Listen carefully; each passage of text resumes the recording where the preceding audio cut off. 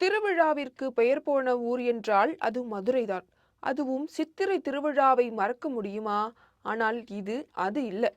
மற்ற ஊர் மக்களுக்கு வருடத்திற்கு ஒரு திருவிழா என்றால், மதுரை மக்களுக்கு வருடம் முழுவதும் திருவிழாதான்.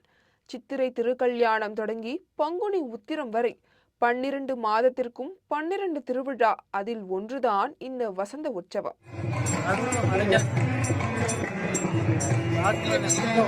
இந்த உற்சவம் ஒவ்வொரு ஆண்டும் சித்திரை திருவிழா முடிந்து வைகாசி தொடக்கத்தில் 10 நாட்கள் இந்த வசந்த உற்சவம் நடைபெறும். இந்த வருடம் மே 13 முதல் மே 23ஆம் தேதி வரை மதுரை மீனாட்சி அம்மன் கோவில் வசந்த உற்சவம் நடக்க உள்ளது. அதில் இன்று முதல் நாள் நிகழ்வாக கோவிலில் இருந்து சுந்தரேஸ்வரர் பிரியாவிடை சமேதராகவும் மீனாட்சி அம்மன் சிம்மாசனத்தில் எழுந்தருளியபடி பஞ்சமூர்த்திகள் முன்னே வர அம்மன் சன்னதி வீதி வழியாக புது மண்டபத்திற்கு புறப்பாடாகினார். அப்போது அம்மன் சன்னதி வீதியில் அமைந்துள்ள நித்யானந்தாவின் கைலாசா மடத்தின் முன்பாக அம்மனுக்கும் சுவாமிக்கும் தீபாராதனை காண்பிக்கப்பட்டு வழிபாடு நடத்தப்பட்டது. இதில் கைலாசா மட பணியாளர்கள் கலந்து கொண்டனர்.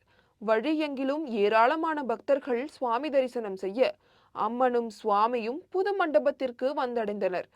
இதையடுத்து சுவாமிக்கும் அம்மனுக்கும் வரவேற்பு அளிக்கும் விதமாக கோவில் கண்காணிப்பாளர் மற்றும் கணக்காளர் சுவாமி அம்மன் முன்பாக வணங்கி வரவேற்கும் வைபவம் நடைபெற்றது. வைகாசி வசந்த உற்சவ விழாவினை முன்னிட்டு புது மண்டபத்தில் உள்ள திருமலை நாயக்கரின் சிலைக்கு பூக்களால் சிறப்பு அலங்காரம் செய்யப்பட்டிருந்தது. பின்னர் புது மண்டபத்தில் சுவாமியும் அம்மனும் சிவச்சாரியார்கள் மந்திரங்கள் முழங்க 3 முறை வலம் வந்தனர். அப்போது புது மண்டபத்தில் சுற்றி நின்று ஏராளமான பக்தர்களும் சுவாமி தரிசனம் செய்தனர்.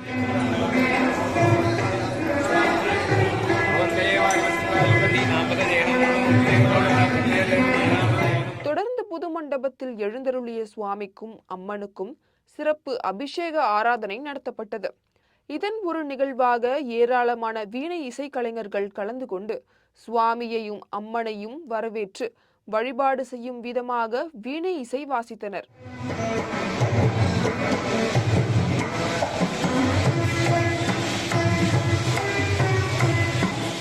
சிறப்பு வழிபாடு மற்றும் பூஜைகளுக்கு பின்னர் புது மண்டபத்தில் இருந்து பஞ்சமூர்த்திகளுடன் சுவாமியும் அம்மனும் சிறப்பு அலங்காரத்தில் புறப்பாடாகி 4 சித்திரை வீதிகளில் வீதி உலா வந்து பக்தர்களுக்கு அருள்பாலித்தனர்.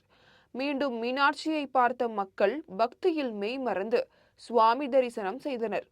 வசந்த உற்சவம் விழாவினை முன்னிட்டு இன்று தொடங்கி 10 நாட்கள் வரை திருக்கோவில் சார்பாக உபய தங்கரதம், உபய திருக்கல்யாணம் ஆகிய சிறப்பு நிகழ்ச்சிகள் நடத்தப்பட மாட்டாது என்பது குறிப்பிடத்தக்கது.